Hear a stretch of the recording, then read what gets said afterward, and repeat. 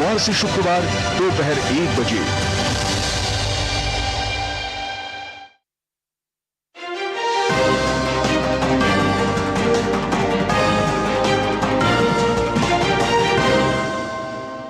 नमस्कार, आप देख रहे हैं दूरदर्शन समाचार। आपके साथ मैं हूं पराक्रम सिंह शेखावत। बताएंगे इस वक्त की बड़ी खबरें। समाचार की शुरुआत सुर्खियों के साथ। गुजरात के दौरे पर प्रधानमंत्री नरेंद्र मोदी भावनगर में समुद्र से समृद्धि कार्यक्रम में हुए शामिल। 34,200 करोड़ रुपए से अधिक की परियोजनाओं का उद्घाटन और शिलान्यास।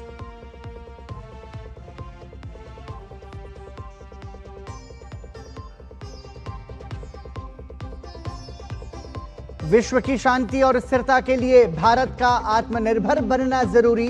प्रधानमंत्री ने कहा, चिप से लेकर शिप तक सब भारत में ही बनाने होंगे।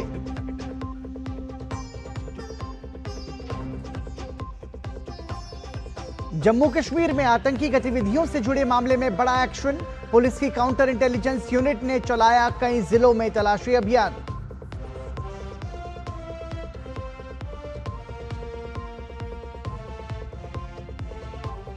डोनाल्ड ट्रंप ने H-1B वीजा के नियम बदले। नए एप्लीकेशन के लिए 88 लाख रुपए की फीस वसूलेगा अमेरिका।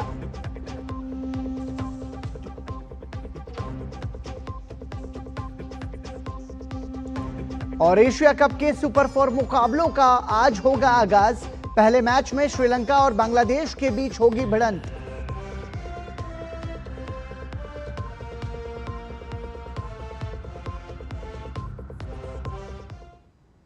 सुर्खियों के बाद खबरों पर नजर विस्तार से। प्रधानमंत्री नरेंद्र मोदी ने गुजरात का दौरा किया। इस दौरान भावनगर में समुद्र से समृद्धि कार्यक्रम में उन्होंने हिस्सा लिया और 34,200 करोड़ रुपए से अधिक की अनेक विकास परियोजनाओं का उद्घाटन और शिलान्यास किया। प्रधानमंत्री मोदी ने इंदिरा डॉक पर मुंबई अंतर्राष्ट्रीय क्रूज टर्मिनल का उद्घाटन करने के साथ ही पारादीप बंदरगाह पर नए कंटेनर बर्थ और कांडला में एक बहुउद्देशीय कार्गो बर्थ और ग्रीन बायो मेथनॉल संयंत्र सहित पटना और वाराणसी में जहाज मरम्मत सुविधाओं की आधारशिला रखी। इस अवसर पर उन्होंने उपस्थित जनसमूह को भी संबोधित किया और दूसरे देशों पर निर्भरता को सबसे बड़ा दुश्मन बताते हुए देशवासियों से इसे हराने का आह्वान किया।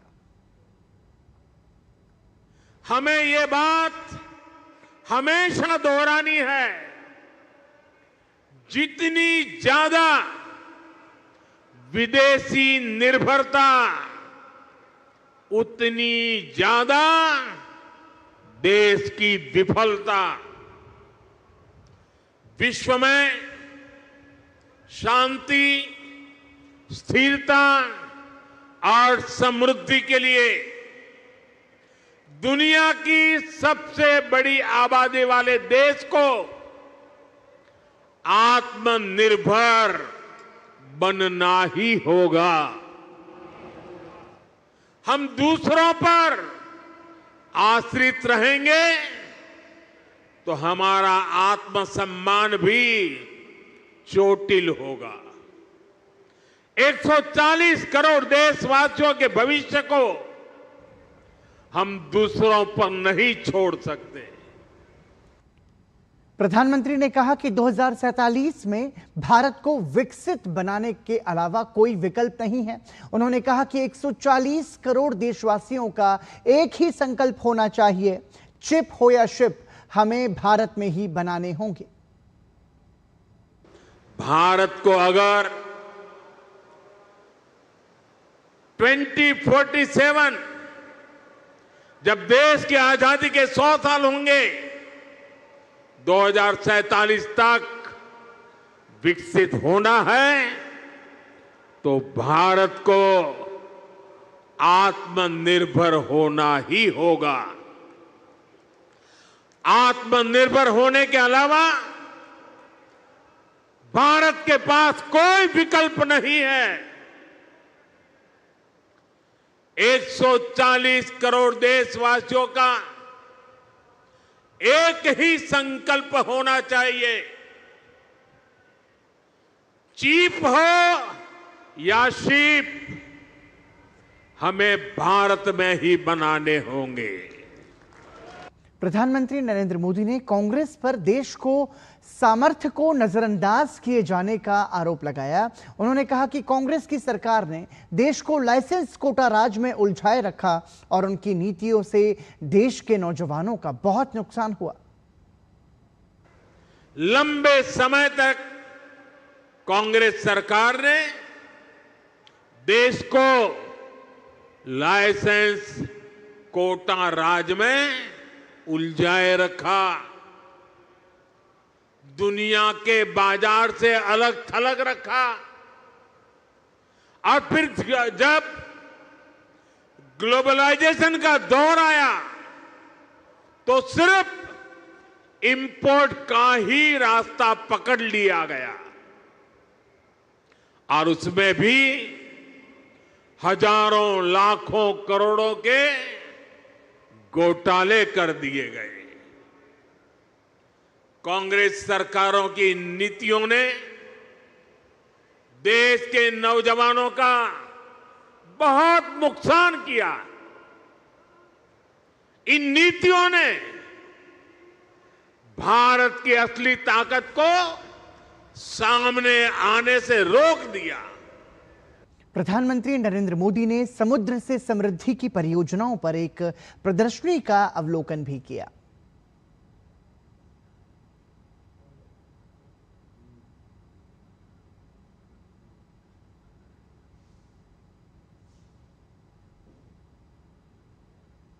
प्रधानमंत्री नरेंद्र मोदी का गुजरात दौरा और इस दौरान एक प्रदर्शनी का अवलोकन प्रधानमंत्री नरेंद्र मोदी ने किया, जिसमें भारत की समुद्र शक्ति से कैसे समृद्धि पाई जा रही है उसका विस्तार से उल्लेख किया गया था।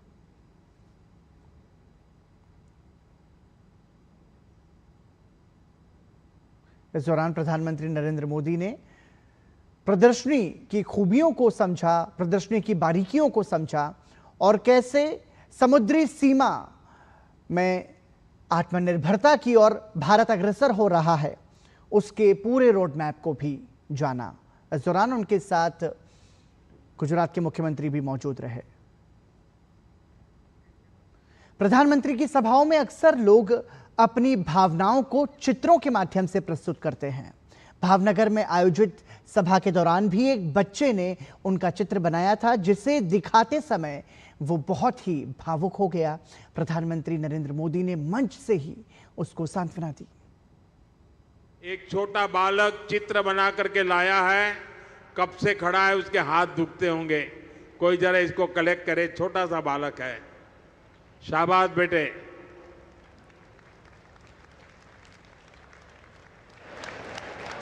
चलो बेटा, तुम्हारा चित्र मिल गया, रोने की जरूरत नहीं बेटा, मिल गया चित्र तुम्हारा मिल गया। अगर तुम्हारा एड्रेस उसमें लिखा होगा तो मैं तुझे जरूर चिट्ठी लिखूंगा।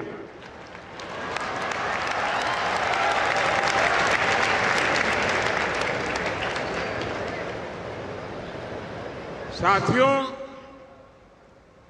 ये छोटे छोटे बच्चों का प्यार, इससे बड़ी जीवन की पूंजी क्या हो सकती है। और अब बात डीडी न्यूज की खास सीरीज जन जन के प्रधानमंत्री की, जिसमें डीडी न्यूज ने प्रधानमंत्री नरेंद्र मोदी के सशक्त और दूरदर्शी नेतृत्व में पिछले 11 वर्षों से चलाए जा रहे विभिन्न जन कल्याणकारी और लोकप्रिय योजनाओं का गहन विश्लेषण किया और उन योजनाओं का लेखा जोखा आपके सामने लेकर आए हैं। इसी कड़ी में आज बात स्वावलंबन और स्व अभिमान के साथ कैसे भारत में प्रधानमंत्री नरेंद्र मोदी के सबल नेतृत्व में सांस्कृतिक राष्ट्रवाद के एक नए युग का सूत्रपात हुआ और कैसे कश्मीर से लेकर कन्याकुमारी तक देश के धार्मिक स्थलों का पुनर्निर्माण होने जा रहा है, इन्हें वैश्विक पहचान भी कैसे मिली, इस रिपोर्ट के जरिए देखिए।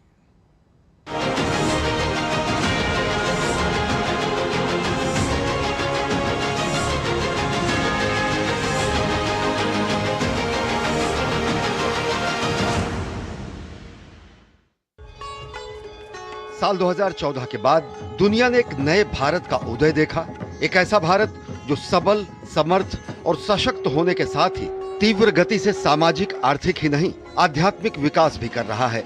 गांधी और बुद्ध के विचारों से प्रेरित प्रधानमंत्री नरेंद्र मोदी सर्वोदय और एकात्म मानववाद के सिद्धांतों का पालन करते हुए प्रण अंत्योदय, पथ अंत्योदय और लक्ष्य अंत्योदय के मंत्र के साथ सत्य, सनातन, शाश्वत मूल्यों की गौरवपूर्ण पुनर्स्थापना कर रहे हैं।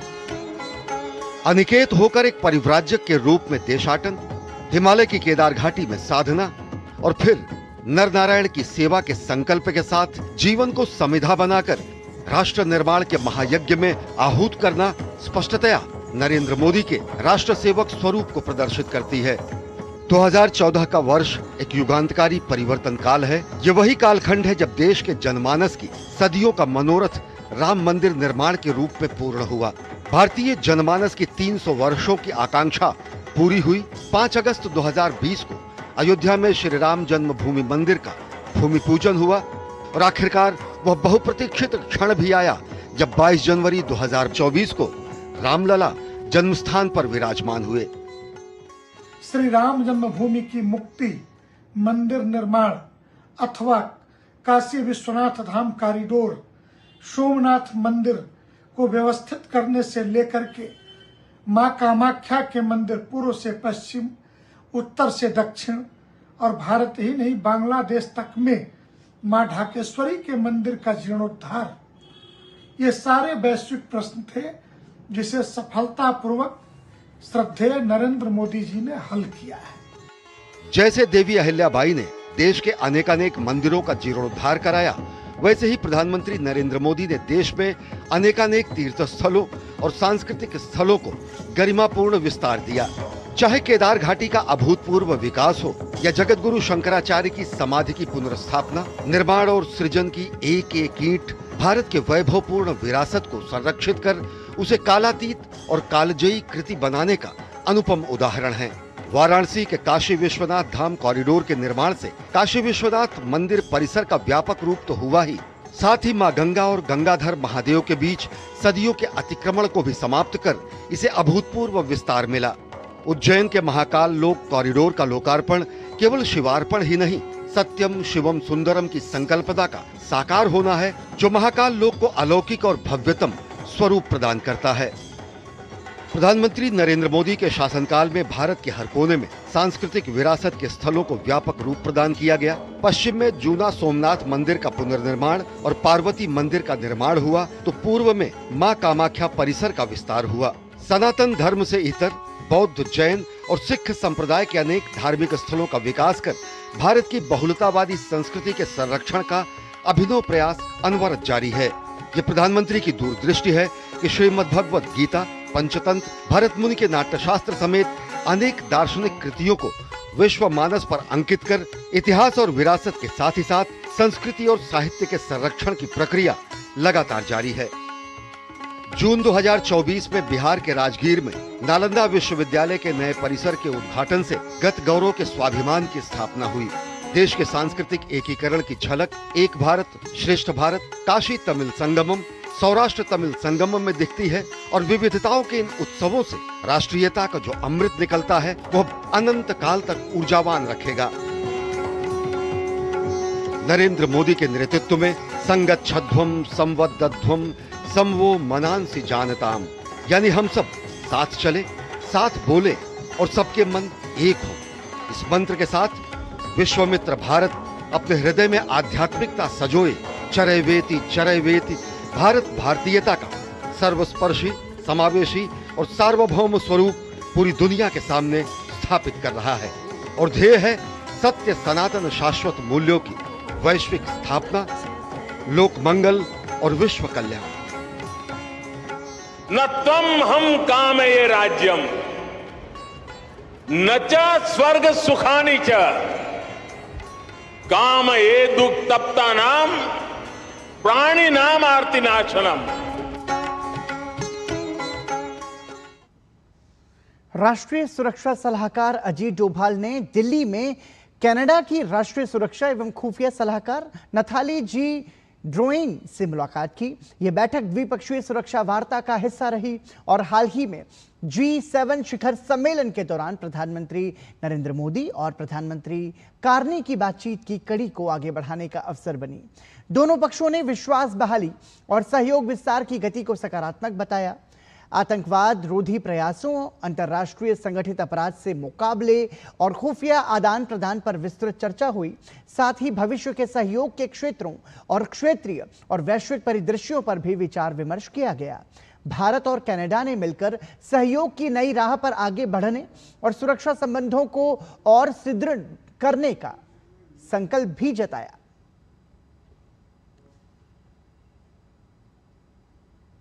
देश के राज्यों पर कर्ज का बोझ तेजी से बढ़ रहा है। नियंत्रक और महालेखा परीक्षक यानी CAG की ताजा रिपोर्ट ने चेतावनी दी है कि पिछले एक दशक में राज्यों का कर्ज 3 गुना हो गया है और इसकी रफ्तार चिंताजनक है। पंजाब, नागालैंड और पश्चिम बंगाल में सबसे चिंताजनक स्थिति है। कैग की ताजा रिपोर्ट में खुलासा हुआ है कि भारत के सभी 28 राज्यों का सार्वजनिक कर्ज वर्ष 2013-14 में लगभग 17.57 लाख करोड़ था। वर्ष 2022-23 के अंत तक यह बढ़कर 59.6 लाख करोड़ रुपए पर पहुंच गया, यानी 10 साल में 3 गुना से अधिक का इजाफा। आर्थिक पैमाने पर देखें तो राज्यों का कर्ज GSDP के 16.6% से बढ़कर अब 23% तक पहुंच चुका है।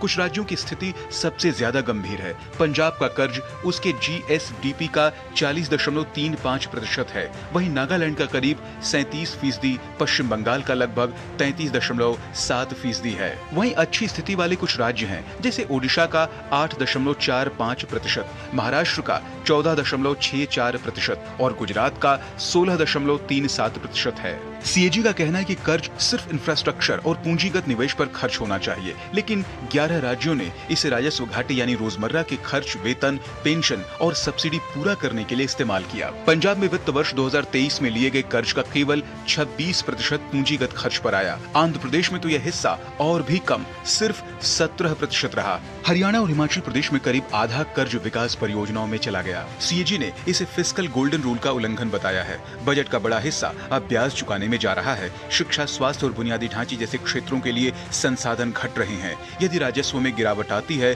तो ब्याज दरें बढ़ती हैं, तो स्थिति और कठिन हो जाती है। CAG की रिपोर्ट स्पष्ट संकेत देती है कि वित्तीय अनुशासन ही आने वाले वर्षों में राज्यों की आर्थिक स्थिरता की कुंजी होगा। कर्ज से विकास तो संभव है, लेकिन अगर इसका इस्तेमाल राजस्व घाटा पूरा करने में होता रहा तो राज्यों की वित्तीय हालत और बिगड़ सकती है। Ajay Mishra, DD news. आज अंतर्राष्ट्रीय तटीय सफाई दिवस पर चेन्नई के मरीना बीच पर स्वच्छता अभियान चलाया गया। इस अभियान का आयोजन भारतीय तटरक्षक बल के अधिकारियों ने किया। भारतीय वॉलीबॉल टीम के स्टार खिलाड़ी जेरोम विनीत ने भी इस अभियान में भाग लिया।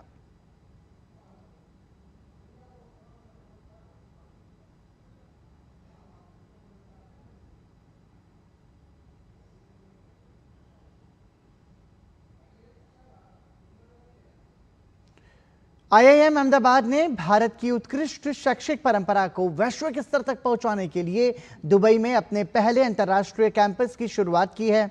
यह कैंपस विश्व स्तरीय शिक्षा, शोध और सहयोग के लिए एक सशक्त मंच बनने जा रहा है। इस अंतर्राष्ट्रीय कैंपस के पीछे की सोच और वहां पढ़ने वाले विद्यार्थियों पर अधिक जानकारी के लिए DD न्यूज ने IIM अहमदाबाद के निदेशक डॉक्टर भारत भास्कर से खास बातचीत की। IIM अहमदाबाद ने अपना पहला अंतर्राष्ट्रीय कैंपस संयुक्त अरब अमीरात में खोला और अगर देखें तो इसका लोकार्पण दुबई के क्राउन प्रिंस ने किया है। इसके बारे में, इस कैंपस के बारे में और अधिक जानकारी हमें देंगे IIM अहमदाबाद के निदेशक हमारे साथ जुड़ रहे हैं डॉक्टर भारत भास्कर। बहुत बहुत धन्यवाद सर हमसे जुड़ने के लिए। और सबसे पहले ये मोटिवेशन कहाँ से आया है कि हमें एक अंतर्राष्ट्रीय कैंपस खोलना है और इसमें कितना समय लगा इस पूरी प्रक्रिया को करने के लिए? इसका मुख्य विचार वहाँ से शुरू हुआ जब हमारे प्रधानमंत्री जी दुबई की और अबू धाबी की यात्रा में गए 2024 में और उन्होंने वहाँ पर स्वामीनारायण मंदिर का उद्घाटन किया। उस समय वहाँ के नेतृत्व और हमारे आदरणीय प्रधानमंत्री जी के बीच में जो वार्ता हुई उसमें ऐसा विचार आया कि IIM अहमदाबाद कोई शीर्ष स्तर का एजुकेशन इंस्टीट्यूट की उन्होंने हमारे प्रधानमंत्री जी के सामने डिमांड रखी और जब वो लौट कर आए तो ऐसा हमारे पास मैसेज अपने माननीय शिक्षा मंत्री के थ्रू आया कि IIM अहमदाबाद अगर दुबई में जाना चाहता है तो हमारा शीर्ष नेतृत्व तो ऐसे उसको सपोर्ट करेगा। तो उस को लेकर हम आगे बढ़ना हमने शुरू किया और 2024 में जब वो गए थे से लेकर 2025 के अप्रैल में हमने उनके साथ MOU साइन किया। सारे प्रक्रिया को कंप्लीट इसी 1 वर्ष में हमने कर लिया। अगर हम करिकुलम की बात करें, पढ़ाई की बात करें और छात्रों की बात करें, किन को हम केटर कर रहे हैं? हमारा शुरुआत में उद्देश्य है कि जो हम यहाँ पर अच्छा करते हैं और जिसके लिए हमने अपने आप को इस्टेब्लिश किया है उन्हीं प्रोग्राम्स को वहाँ पर ले जाएं। तो सबसे पहला प्रोग्राम हमने 1 ईयर का MBA प्रोग्राम वहाँ पर शुरू किया है जो यहाँ पर भी दशकों से चल रहा है और बहुत अच्छा इस्टेब्लिश प्रोग्राम है। तो शुरू में हमने इस बार पहला बैच जो लॉन्च किया है उसी प्रोग्राम का लॉन्च किया है और उस प्रोग्राम के पहले बैच में हमारा करिकुलम करीब यही है। खाली हम जो केसेस डिस्कस करते हैं क्लास में उनमें हम धीरे धीरे बदलाव लाएंगे कि दुबई के बेसिस सेंटर पर हम केसेस लिख रहे हैं दुबई के बिजनेसेस पर, तो उनको हम लोकलाइज करेंगे कि इंडिया कंपनी के अलावा भी हम दुबई की कंपनीज पर केसेस लिखें, जिससे वहाँ पे इंटरनेशनल टच आए और लोकल इकोनॉमी भी बेनिफिट करे। भविष्य की क्या रणनीति है? क्या भविष्य में हम और ऐसे अंतर्राष्ट्रीय कैंपस IIM अहमदाबाद के अन्य देशों में या विश्व के किसी और कोने में देखेंगे? अभी मैं बोलूँगा क्योंकि दुबई एक बहुत बड़ा प्रोजेक्ट है और उसमें हम फोकस करके अपनी लीडरशिप इस्टेब्लिश करना चाह रहे हैं, तो अगले 1 से 2 साल में हम नया कैंपस की व्यवस्था के बारे में नहीं सोच रहे हैं, लेकिन लॉन्ग टर्म में हम इंडिया में ही एक और कैंपस करना चाहेंगे। बहुत बहुत धन्यवाद सर हमसे बात करने के लिए। तो ये IIM अहमदाबाद के निदेशक हमें जो दुबई में जो कैंपस खुला है IIM अहमदाबाद का उसके बारे में जानकारी दे रहे थे और ख़ास तौर पर जिस तरीके से IIM अहमदाबाद अपने अंतर्राष्ट्रीय फुटप्रिंट्स को और तेज़ी से बढ़ा रहा है और उसके साथ ही अंतर्राष्ट्रीय छात्रों के साथ और अकेडमिया के साथ काम करने जा रहा है, उसके बारे में भी उन्होंने जानकारी दी। कैमरा पर्सन लक्ष्मण राजपूत के साथ में मेघना देव, DD news, Ahmedabad, Gujarat. Fighter jet MiG-21 की सेवा इस महीने की 26 तारीख को समाप्त हो जाएगी। वायुसेना ने MiG-21 के शानदार कार्यकाल को लेकर एक्स पर एक पोस्ट साझा किया है। उसमें लिखा गया है 6 दशकों की सेवा, साहस की अनगिनत कहानियां, एक युद्ध अश्व जिसने राष्ट्र के गौरव को आसमान में पहुंचाया। तो इसके जरिए MiG-21 को सराहा गया है भारतीय वायुसेना की तरफ से और एक वीडियो भी साझा किया गया। The legacy of a legend. The MiG-21 of the Indian Air Force. Valor, courage, precision, and the steadfast oath to defend the nation.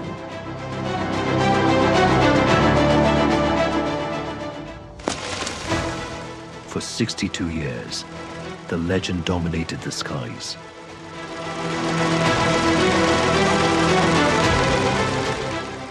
The time has arrived to stand ready for one last tribute to the machine and the brave men behind it.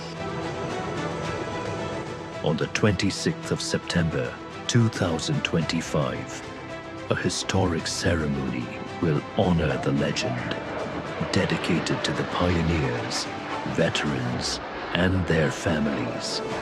The MiG-21's fearless spirit lives on forever.